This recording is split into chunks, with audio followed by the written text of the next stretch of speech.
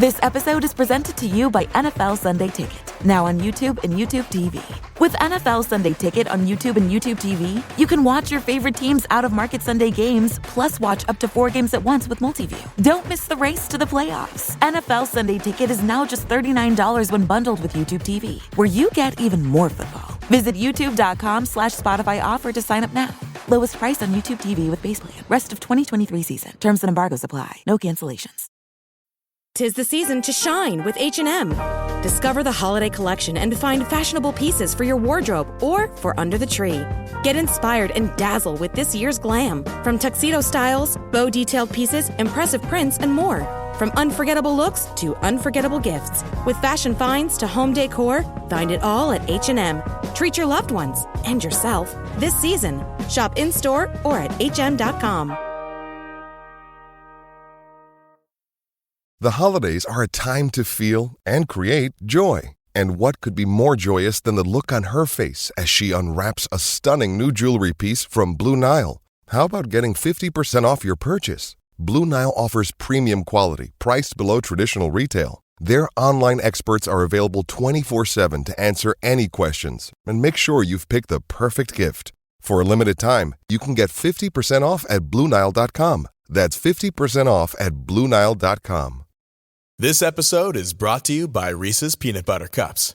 Some things are just better together, like party playlists and Friday nights, campfires and ghost stories, peanut butter and chocolate. And Reese's Cups are the perfect combination of creamy peanut butter and delicious milk chocolate. So, when you want something sweet, you can't do better than Reese's Peanut Butter Cups. Buy Reese's today wherever candy is sold. My football team's got me drinking. My football team's got me drinking. Give me beer or whiskey, wine or gin, anything to shake this mood I'm in. My football team's got me drinking. Back at it again. This is the Shades of Blue Soccer Show. We are Zooming. This might become a normal trend for us. The first one of the week is in person. The second one might be on Zoom. I don't know. We're feeling this out. You guys are coming along with us. We're just figuring it out as we go, you know? So, this is the Shades of Blue Soccer Show. We are the Blue Testament. My name is Cody Bradley.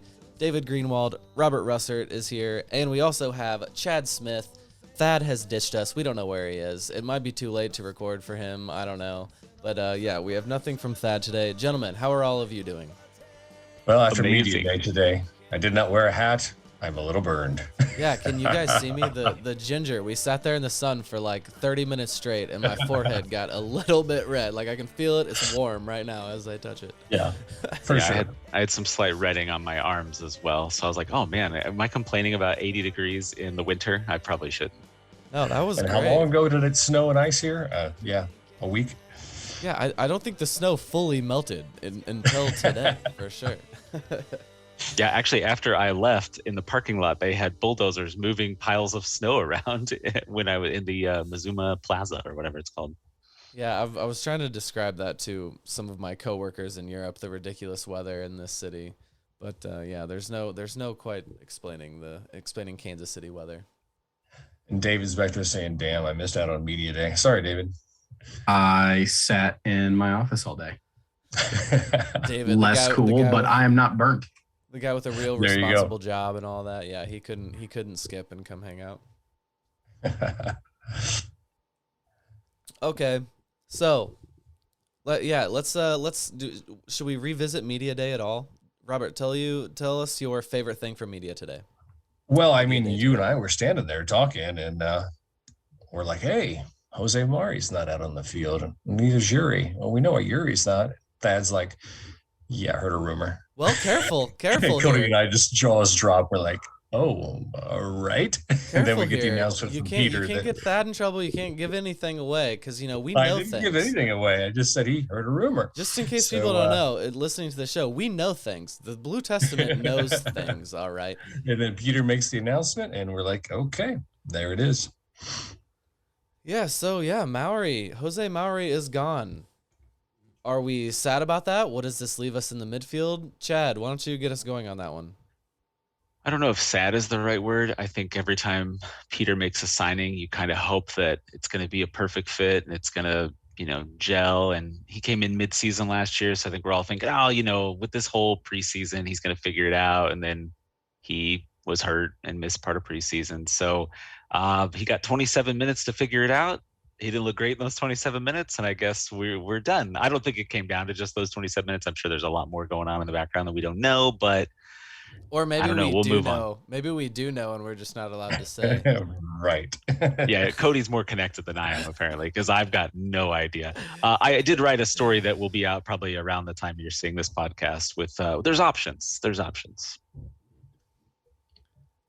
And, I think we saw that option in training today. Of course, you can't make conclusions from a Wednesday training, but Mr. Voltaire, or Remy Voltaire, as he may say. No, you still didn't say it as cool as him. Well, of course not.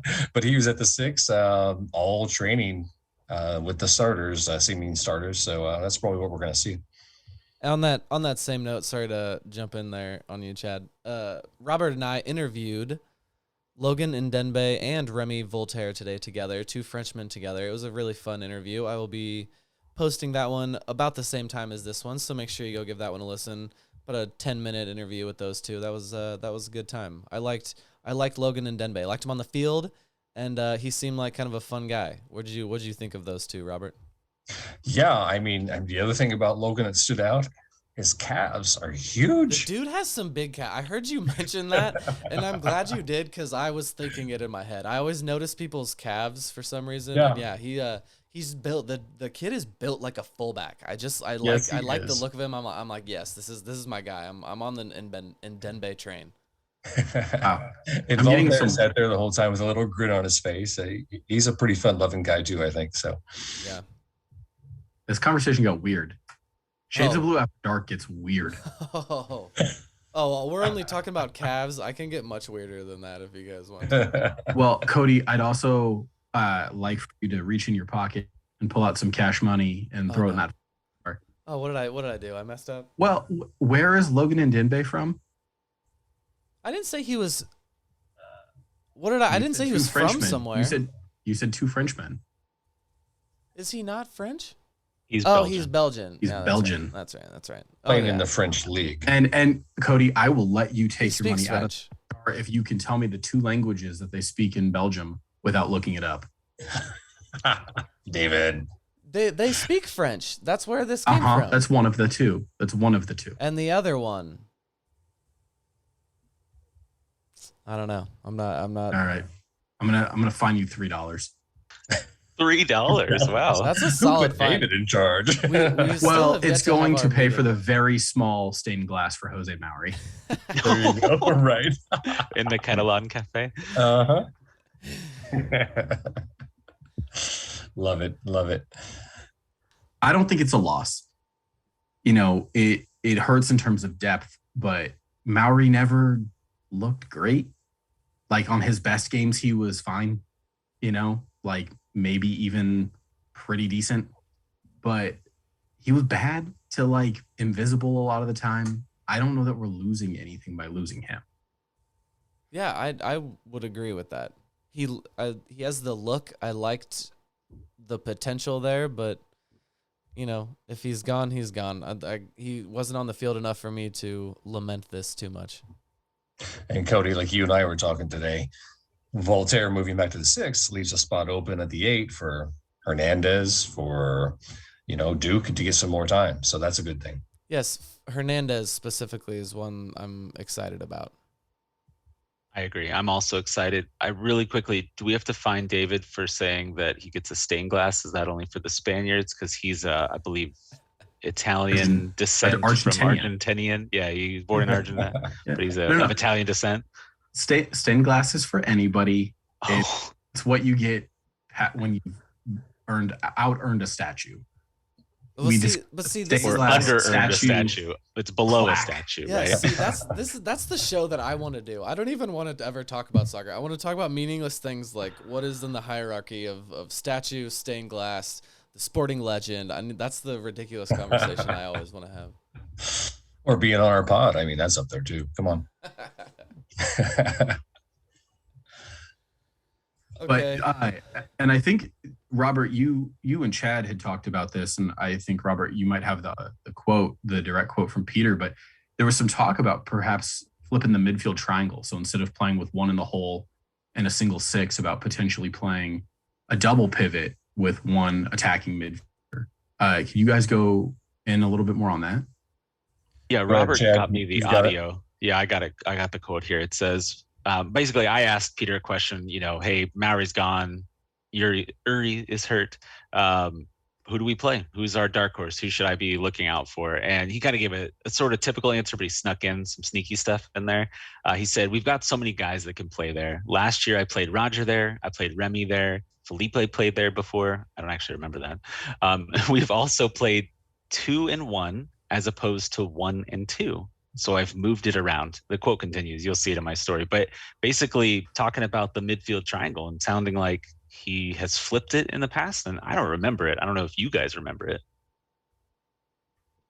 Yeah, I don't at all. Something to keep an eye on, though. So we got to watch a little bit closer, I guess, huh? Guys, this show needs to land on one Uri versus Uri. We need to just decide right now what does the Blue Testament call Oriol Rosell? What do we call this player? Is it Uri or Uri? I'll be Thad and say Rosell. Yeah, that would be the Thad answer. I watched that video with Zusi where he was mic'd up and he said Uri. So I'm going to go with, and he corrected himself to say Uri. So I feel like I want to be like Graham Zusi when I grow up, even though I'm older than him. So why wouldn't I say it like Graham? When will you grow up, Chad? I don't know. Been asking that question my whole life, guys. Yeah. I'm going to call him Ilya until somebody corrects me. He got MLS player or team of the week, didn't he? Did he? Yeah. Good job. Yeah. He had himself a game. Twitter was very upset. We could have still had Ilya. And I don't honestly, I love Ilya. Oh my gosh. Love that guy. He's amazing. But I don't think it was working, right? He is too slow, not physical enough. On that tangent, but yeah. So sorry. It's really David's fault if you think about it. That's a fine. I think blaming other podcast mates is a fine. Can we make that? Is that my one? first fine? Oh, yeah. Damn. Guys, that's another show that's coming out. We're going to do a post-game show one of these times, and we're going to lay down the law. We're going to set a maximum fine because things are going to get out of hand if we don't take control of this. I just assumed all fines were $1. I'm looking forward to this extra time, and we'll figure this all out. Yes. So sorry. Speaking of the 2-1, 1-2 in the midfield, I was just listening to a podcast with Vermees on Glenn Davis's podcast, and quite lengthy interview, good interview. And he says that Peter has sources outside of the team, outside of the club, who have a neutral point of view that he often talks with to get their point of view about what the team is missing, what certain players, they have opinions on certain players. So I thought it was pretty interesting that Peter does go to the lengths to do those type of things. I wonder how commonplace that is. Yeah, it's a good idea. I'm glad he's doing that. Yeah, I think taking that at face value, it is nice to have, especially when he's kind of the all-in-one. He's the technical director and the coach of the team, to have a separate set of eyes to be able to evaluate his performances to help create some objectivity. Yeah, he more than other just normal coaches would need something like that or would benefit from something like that. Yeah, I do think people often kind of criticize him as being in a bubble, right? And he's not listening to others, and maybe Carrie and Z are just his echo chamber and say back his yes men, right? I don't think that's the case. Right. It doesn't seem like that's the case, but that's what I think the perspective from the outside is sometimes. He's been in charge so long and his stamp's, all over that organization. So now, guys, our moniker might be partial accurate information or accurate partial information. Not sure. Correct me on that. But I'm looking at the pronunciation guide. It is Uri. Uri. Okay. There you go. Believe I had that. I have said my last Uri then. So Uri no more. Uri it is. Okay, Houston Dynamo. Saturday. They just signed when I think of Houston Dynamo right now, I think they just signed Hector Herrera today, which is quite big news, but he will not be here until the summer. So, How are we feeling about this weekend? David, I want to hear where you're at with this game on Saturday. Feel pretty good about it. As bad as we looked against Atlanta, it's one game. It's the beginning of the season. It's on turf. We're going to be at home. I watched a little bit of the Houston Salt Lake game. It was a snoozer. Well, naturally. And so Houston's formation is, and this kind of goes back to do real quick, just to be on a tangent, kind of what our midfield situation is going to look like, whether we play one at the 6 or we play a double pivot. The way you list the formation doesn't really matter, because like a 4-5-1 can very easily shift into a 4-3-3 or a 4-2-3-1. And all those numbers are kind of meaningless, and it depends more on the tactics and like really how you keep your shape. But the big picture is that Houston sets up around a DP striker. But he took 0 shots against RSL. He created 0 XG. He basically barely got any service whatsoever. He was on Ferreira Island. I think he had 1 long ball from the keeper and 1 ball from Corey Baird, and that was kind of it. So 0 touches in the box, in the 18-yard box. No touches. He and Alan Pulido had the same number of contributions in the box, and one of them is out for the year. He's definitely going to score on Sporting now because of your saucy take. Yeah, I mean, he is. Also, just, since we're talking about saucy takes, Dom Dwyer still sucks. I was going to say, we didn't learn our lesson with Dom Dwyer talking shit. So whatever, he still sucks. He trash. Here's my concern. I think it's going to be the concern most of the year, but especially against these shitty teams like Houston and Salt Lake, is that they're going to bunker and counter. So they've got Fafa Picault, who's super fast. They've got Ferreira, Corey Baird, who's burned us before. And they've played in a pretty low block. They tried to muck it up in the midfield for RSL. And I think they're probably planning on doing the same thing to us, bunkering deep and then hitting a long ball to Fafa Picault and watching him outrun our fullbacks. Yeah, David, you hit Houston pretty hard there, and then, of course, ended it with a bit of a threat. But I'm going to quote Matt Doyle here, if you don't mind, for a bit. He was pretty harsh. He says, in game 1 at home against a very shorthanded RSL side, he pulled a Jurgen Klinsmann, referring to Paulo Nagamura, started multiple D-mids, 0 creatives, and earning a scoreless draw for his efforts. It will not shock you to learn the teams combined for just 0.9 expected goals. The closest either came to scoring was when Darwin Quintero rang the woodwork on what would have been a 1 in 1,000 strike for 28 yards. So, yeah, pretty damning by Doyle as well. So, basically, it sounds like a team that is going to score on the counter against Sporting Kansas City in front of the goal. The game last year, right, when they played in Kansas City was 4-2, wild, end-to-end, counter-type stuff. So, hopefully, Sporting have learned their lesson, but they kind of play the same way all the time, except for that Vancouver game in the playoffs. So, maybe give Houston the ball. Maybe they can't do anything with it. Now, David, you said Houston RSL was a toilet bowl game. If you look at the latest power rankings, is our game with Houston a toilet bowl game too? Some people might think so. I mean, they didn't consult me on the power rankings. Yeah, exactly. I mean, this game entirely depends on like the first 30 minutes of the game, right? Like if we give up a cheap goal to Houston, they are just going to bunker in and put everybody behind the ball. And we're going to hit cross after cross to nowhere. But if we can score early, get an early lead, I could see us easily beating them 4-0. It just really depends on how, the game gets going to start. This episode is brought to you by Google Pixel, the official fan phone of the NBA and WNBA. The new Pixel 8 and Pixel 8 Pro are built different. How? Take the Audio Magic Eraser tool. It helps block out distracting crowd noise so your play-by-play commentary sounds crystal clear.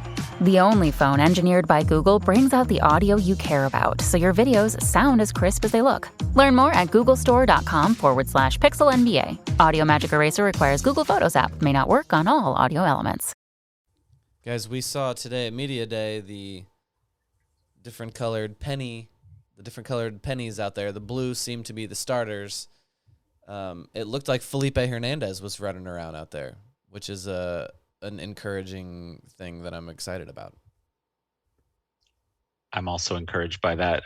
The only thing is the guy next to him was Roger Espinoza, and I think I like Roger, but I don't know that people really want him to keep starting every game. And would Cam Duke be nice next to him? But I guess, you want some veteran presence in the midfield, or Vermees does, whether we do or fans do or whatever. Cam Duke will be substitution number 1, I think, in this game. Hopefully before the 85th minute. Since this practice was open to the public, I feel like it's okay to talk about this because there was like 100 fans over there. Exactly. Did you guys notice that Caden Pierre was with the ones for a pretty good chunk of time? That's Zusi what I was. down. I was getting to that. Yeah. Oh, Robert, you were gonna say that because you guys were telling me I was dumb for pointing this out while we were there today. I didn't say that. No. So I think what I think was going on. We mentioned the penny colors. Zusi was wearing a blue penny, but he also was not doing anything the entire time. Was it an old man day? Maybe. But, I don't know. There was I think, Chad, what you were referring to was a moment that it was the other 3 starting back line that were with Caden Pierre out there, and they were kind of running just some, positional things. Like, I think just making sure everyone knows in their right position where if the ball goes here, where you go. And that could be, that they were testing out the starting back line for something, or it was just like, hey, Caden Pierre, like Zusi, you're next on the list. Zusi is having an old man day today. We might need you to sub in any of these games. So let's make sure you do know where all of, where you need to be in every position in every situation. So it's hard to say, but that is what we're trying to say here is that Zusi, we did not see Zusi practicing today, really. He was on the sideline, and we did see Caden Pierre doing something with the rest of the starting back line. There was Zusi some participated of that in the drills, but when they went into a smaller sided game, he wasn't so involved. Yeah, and they were doing this one drill before the one you're referring to, Cody, where it was like 10v10 with no goalkeepers, but like 6 mini nets on the field. Mm-hmm. And Zusi ran the first session of that, but then after that, it was Pierre the rest of the way. And, to steal an NBA term, if you guys are NBA fans, maybe it was a load management day for Zusi, right? We gotta keep those minutes down. Right. Yeah, I could definitely see that. But I don't know. I'm inclined to think it was just, I guess we shouldn't keep calling it Old Man Day, but hey, he's not is what it is that young anymore. So, let him run out there and do some of the drills and take some of them off. So he's fresh for the game and he can play 90 minutes, right? All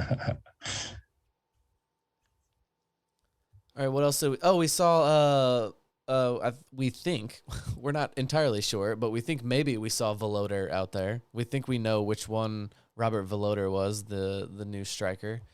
It's always kind of hard to tell, but center back, yeah, or the center back, yeah. Volodare, we definitely saw him. He was with the twos. He was out there the entire time. Like him and Courtney Ford were paired together, and a rotating cast of characters were playing D mid in front of them, including Cave Red. And I don't know if you saw Cam Duke playing a little D mid, which I thought was interesting. Oh, David does not like that. David looks disgusted. I do not like that. Maybe he's the next Buzio. Do we see Buzio as a D mid last year? I didn't before it happened. How can you honestly in that weird 6-goal game? How can you even tell who was playing D mid? How can you even tell who was playing a 6 in that kind of a game?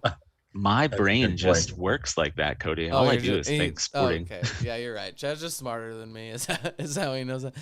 Yeah. I did know that the German center back was not our striker, who's still stuck overseas. But should we describe this game stranded on top of a mall? Should we describe? Yeah. Did you see his Twitter? I did. Yeah, he's upset about the P1 visa process, waiting for my visa, and he's shrugging his shoulders. That doesn't work very well on the audio media here. It didn't look very good on the Zoom either, Chad. Well, I have a question for you three. Where was Jean-Yves playing during practice today? I think he was at the left wing most of the time. Yeah. With the twos. Right. One of the tactical things that I could potentially see Vermees doing, earlier Cody mentioned that he thinks Cam will be first player off the bench. I could see Jean-Yves with his flexibility, positional flexibility, being the first off the bench, and especially play a double pivot. He would slot in nicely as a kind of second striker or playing underneath as like a 10, where Shelton didn't create a whole lot of space the other day, but if Shelton's able to draw center backs away, creating lanes for Jean-Yves to run into. Yeah, he was sneaky. He was getting into some spaces in the very little time he got on the field. I was excited. I mean, I thought there was real flashes there, really tricky, and just imagine when he knows where his teammates are going to be and the runs they're going to be making and the movements he was making off the ball. It looks promising. Some people have been bringing up a name of old Felipe Gutierrez on the comments, missing him and his abilities. And we kind of talked about how the midfield against Atlanta just lacked a creative spark, and maybe Jean-Yves can do that for us. Yeah, I think when he was originally spoke of, he said he could kind of play most of the attacking positions, probably more primarily on the wings or in that like attacking 10 type role that we don't really have. But if you're flipping the triangle, then suddenly you got a 10.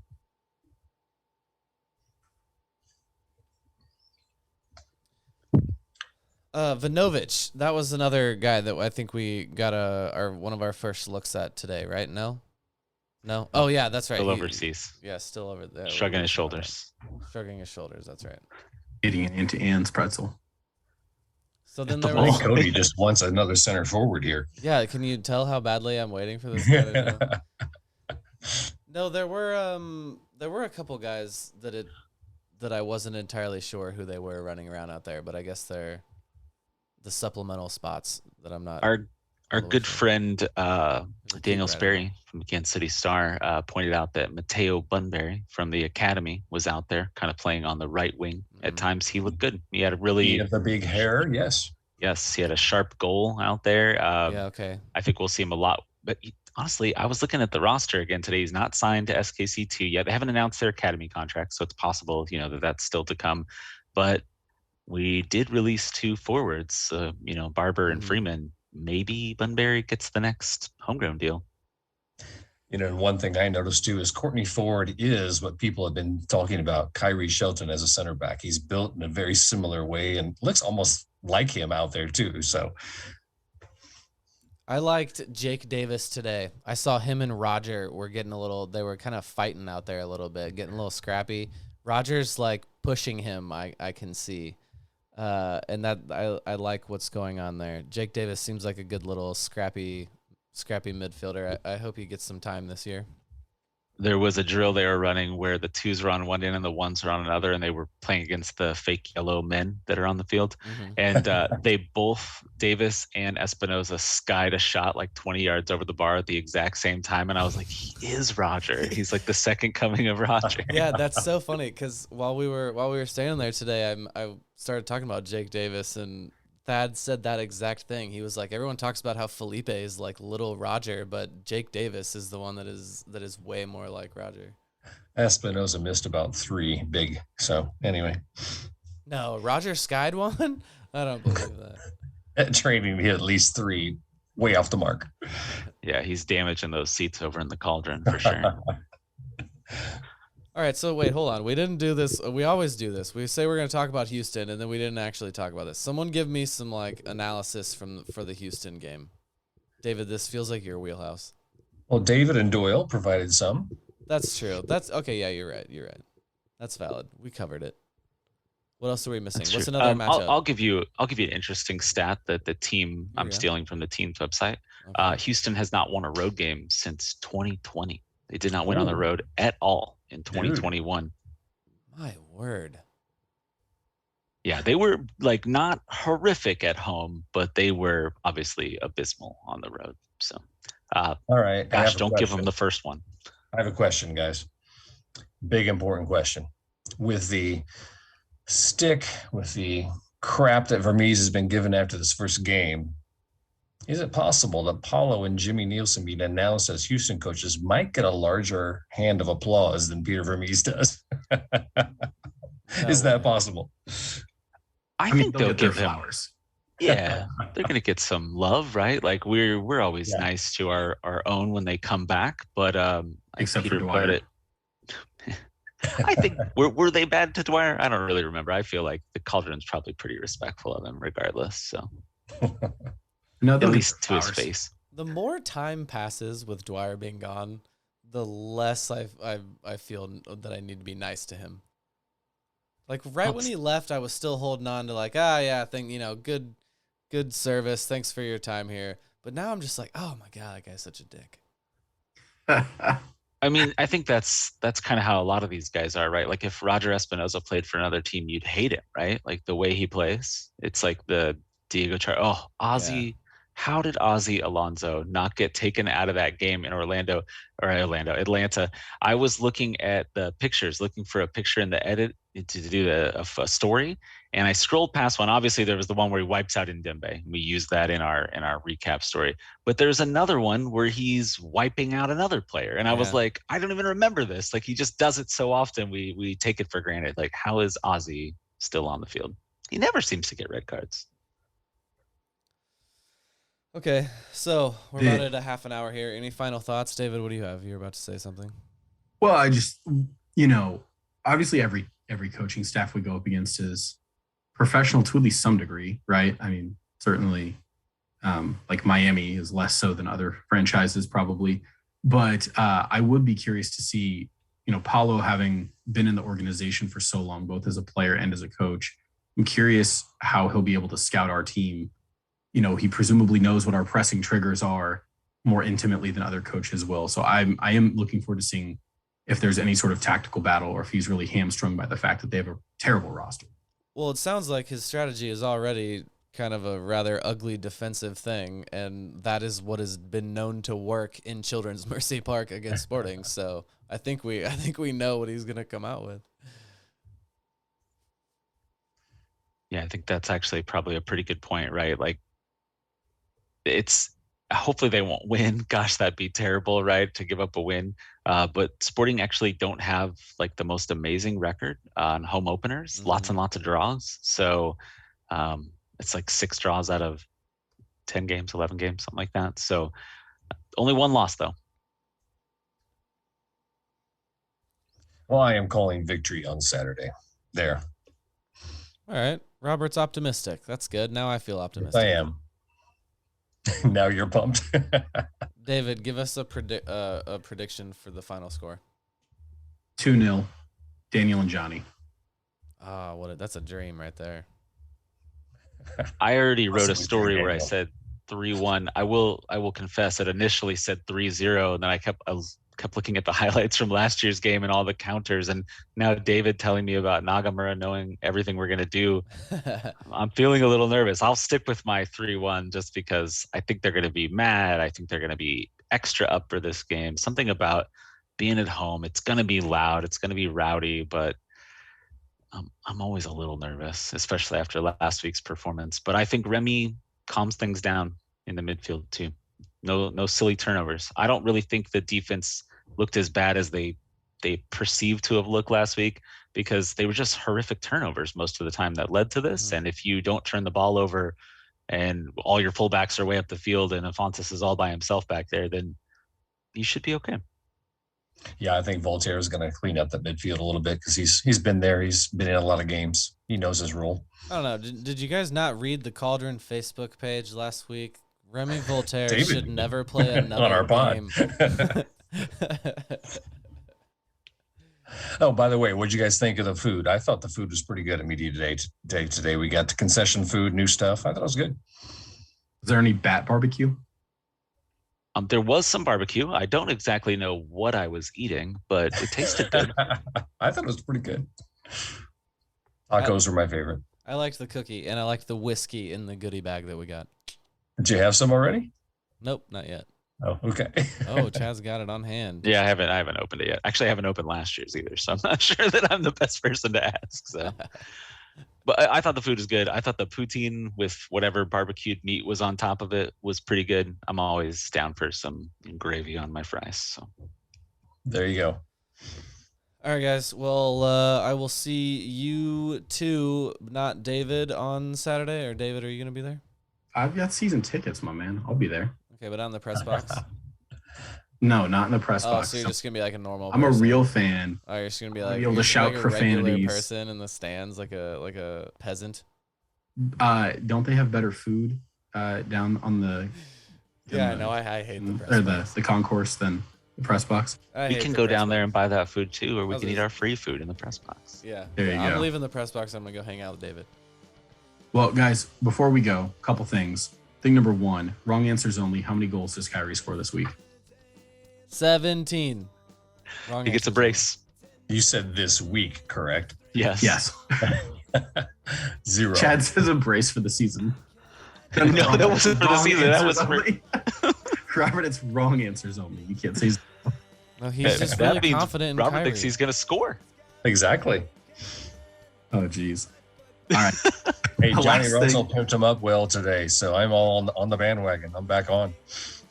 For those of you who have suffered through however many minutes this has been, please rate and review the podcast wherever you get your podcasts, Spotify, Apple, wherever else you might suffer through our banter. 5 stars. If you don't like us, it's on Twitter at that Cody, though. Otherwise, leave a good comment, leave a good review, and we'll see you at the Blue Testament. Go Sporting! Don't seem so tough. And 3 own goals ain't all that rough. Our skipper has just been sent off. Supporters strong have all gone soft. My football team's got me drinking. My football team's got me drinking. My football team's got me drinking. Give me beer or whiskey, wine or gin, anything to shake this mood I'm in. My football team's got me drinking. My football team's got me drinking. My football team's got me drinking.